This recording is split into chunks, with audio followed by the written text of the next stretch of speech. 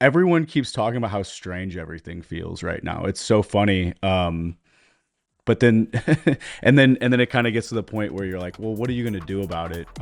What do you think is going to change?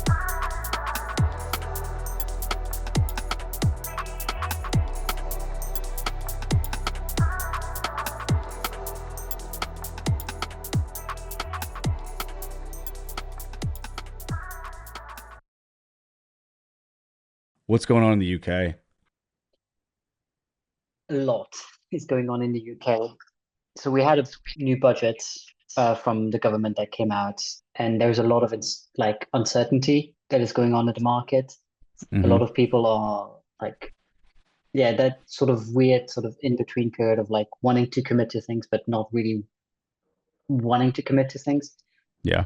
just because there's like so much uncertainty. Um, I mean, from my side of the work, it's just there's been a lot of planning and expectations are obviously being risen for the New Year's. And there's just so it's just like you want to do stuff, but like there's certain limitations of like, well, you have limited budgets, you have limited time in the day just to do stuff. So it's like, yeah, it's a really interesting time. And I'm just trying to take it a day at a time and like trying to just execute as much as possible and see where things will lead. Just because like tomorrow things might be changing very quickly and just sort of have to stay adaptive and flexible.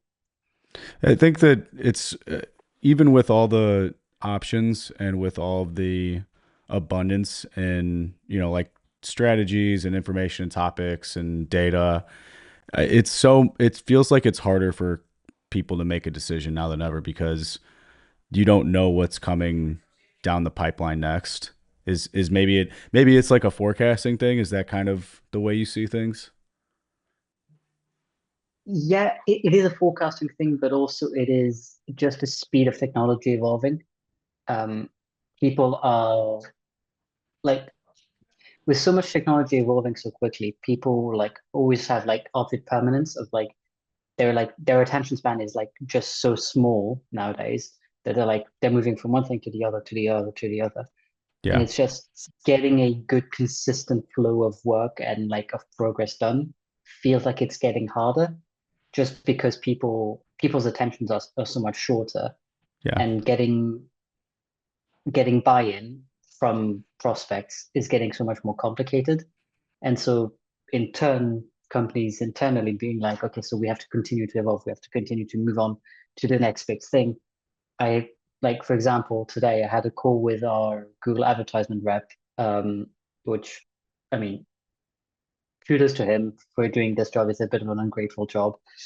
Um, but he promoted to me today, like, oh yeah, AI Max. So like, on Google there is like the Gemini header or Laudo that you do for like when you do research something, you like research best roofing company in St. Louis, Missouri.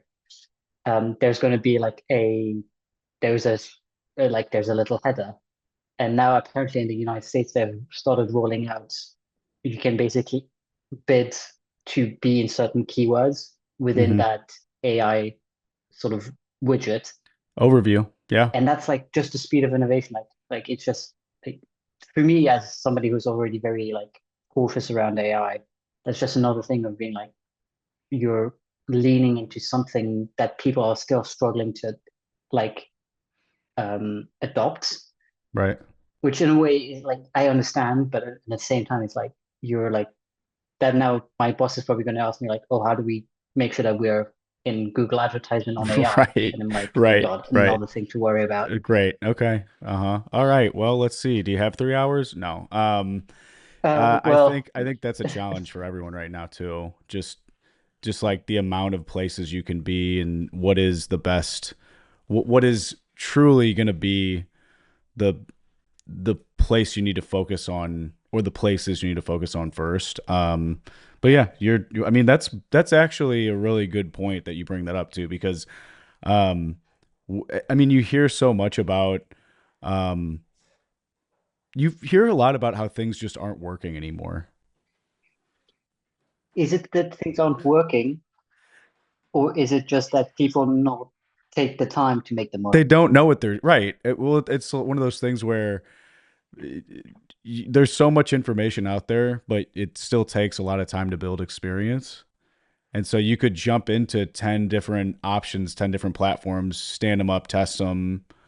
You know, each platform and each tool is going to kind of try to promise to you that they're self manageable. In most regards they are. But when you're doing 10 of them, my question to you also, what do you think the real difference is from today from a year ago? Because I feel like do you feel like we're having the same conversation still, or is there any clarity, or is the conversation the same but the questions are better? Where would you say, just as someone who works, as someone who kind of works closer to the leadership level, um, where is everything going? Where's the idea of revenue ops and just growth strategy in general? Where are you landing? Um, it's a good question. I think from my point of view and how I've perceived it, the questions are the same. The urgency is has increased, as Mm-hmm. in there is now a palpable urgency of like you have to figure out AI rather than oh it's good if you could figure out AI. Like that sort of turn of phrase Yeah. has evolved, or you have to figure out like what is working, um, or like you have to decide where your budget is going to be allocated now rather than you figuring it out throughout the line. There is a heightened level of urgency Mm-hmm. just because of the market uncertainty and because also I think this is possibly a problem that is like very much like obviously I'm a marketer, so I'm going to take the marketing position here. But it feels like this is a stress that is being heavily put also on marketing, like figure out like what works rather Right. than understanding that marketing is a like 24/7, 365 day a year job that is for the next 20, 30, 40 years of your company's life. It's not like we're gonna have a final strategy now and it's gonna last us for the rest of the time Right. because psychology evolves, markets evolve, platforms evolve, events evolve, digital Yeah. evolves. Yeah. Everything Customer is such expectations and constant right. flux Right. that It like you all it all can't.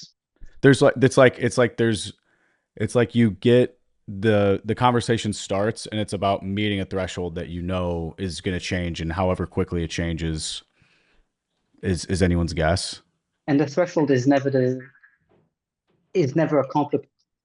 You can never accomplish it Right.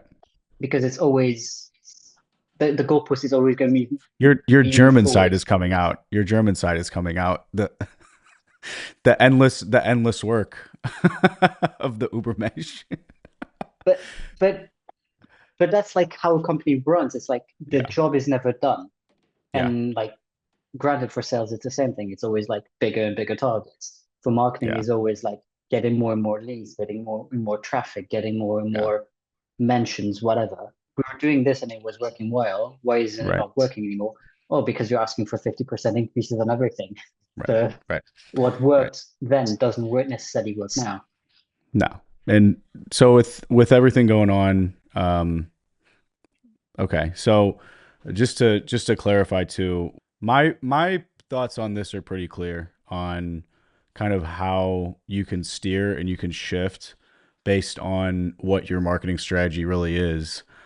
Do you think do you find that with all the innovations in your market, because your supply chain analysis market, which is, I mean, absolutely just insane.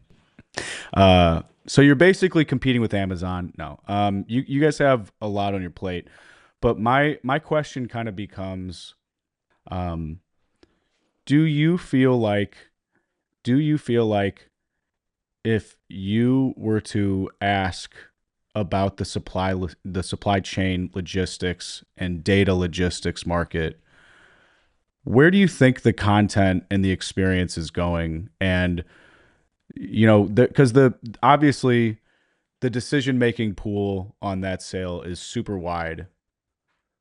So where are we starting? I mean, where do we start hopefully and where do we end hopefully as a lead is more qualified? And how do you think AI is going to change that? What is a good lead? What is a good prospect? My point of view on this is there are two categories. There is the category like of like your small local company that or your small local trader. So then here at that level, you're obviously you're trying to target like the head of the like procurement of like the guy that like sources Yeah. like let's say all the vegetables for your Yep. restaurant, Yep. Hmm. hypothetically. Um, you want to talk to that guy. When you're starting to talk to a lot more bigger companies, like take a Nestle, take a Procter and Gamble, like the guy that like oversees like the sourcing of like all of the milk for Nestle, yeah, he's not going to have time in his calendar. Obviously, you want to talk to him because he's probably going to be the final decision maker. But you have to talk to everybody underneath him, like Right. within his department, but also Right. within Jason's department, being like, this is a could be a solution for you guys. Like, You have to influence the decision maker by influencing the decision maker's network now. Because exactly. you have to have reputability, you have to have a purpose and a reason. And realistically, that's their job anyway, is to kind of sort out who is going to be a good fit to fix the problems that have been brought to them. Um, and everyone probably knows what's on his mind if there's a need for you guys. I mean, you guys have a very clear need. I mean, it's really not that complicated if you are who you say you are, right? Yeah. But also, like, what you what is important to the people that are influencing and the people that is doing the final decision, like the head, Mm, the the problems are very different. Like the influences, it's all about creating efficiency and making that workload easier to manage and easier to do. Whereas the head of a department, what his main concern is like probably financial impact and how does that going to look into the financial sheets that I need to give to my CFO.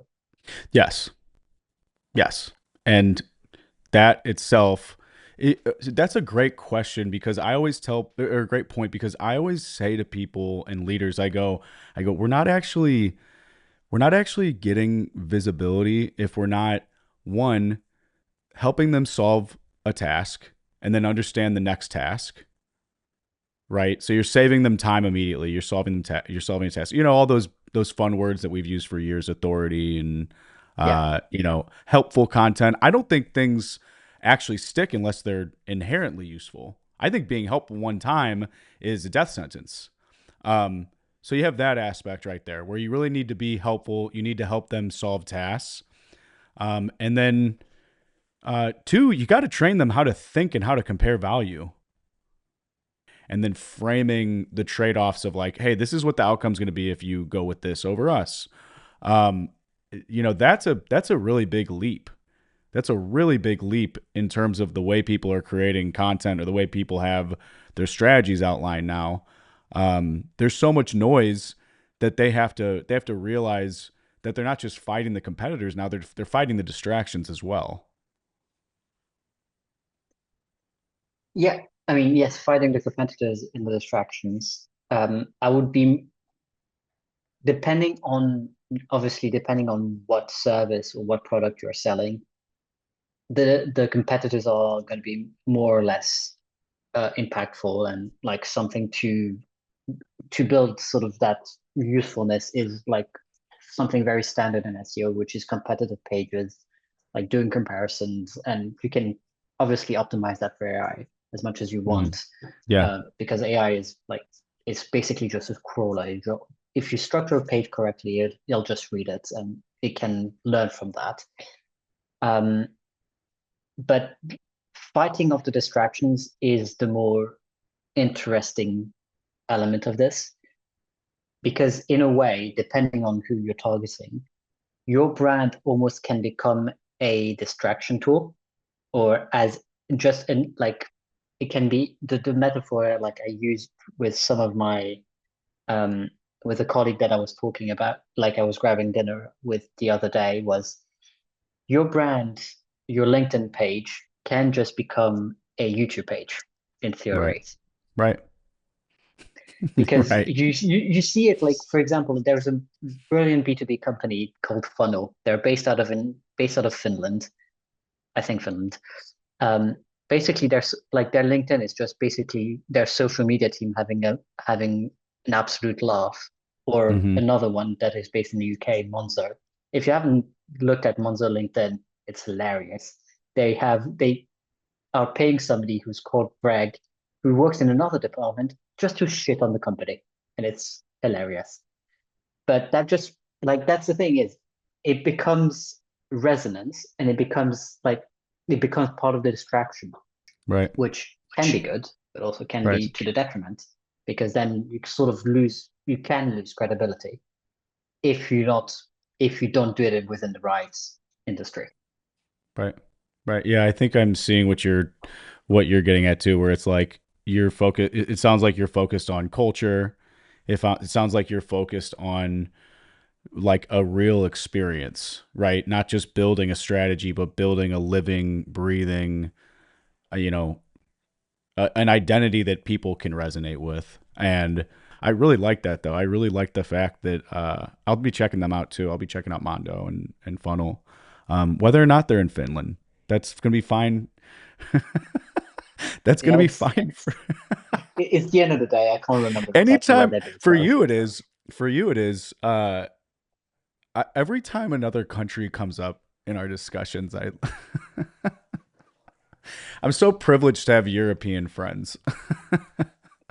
Yeah, you guys don't want to see when we initially did a few pilot tests for this podcast. Like I No, went we on a don't. rampage around local advertisements. I love that. That must be really fun for you. I tell people this all the time. I go, you want to really learn how complicated marketing gets? I go, start talking to those guys over in Europe. I mean, that's just the number of personalization points you can touch upon is just unbelievable when you start looking at cultural social differences, language differences. Just before Thanksgiving, your favorite holiday, we were talking about accessibility. And um, mind you, I will let you know that I did not mass send out um, Happy Thanksgiving to all of the followers or all my connections on LinkedIn because I realized this guy's in Sweden. He's But did you fire turkey? yeah, and I'm thinking to myself, well, that's a good sign that I've evolved in my career is that I haven't lost the plot in terms of how self-centered Americans are with Fourth of July and Thanksgiving. Um, Well, it's not that you guys are self-centered. It's just like the US is just such a big market. Like you can launch a company and just make a living out of staying in the US market. I was talking. Well, yeah.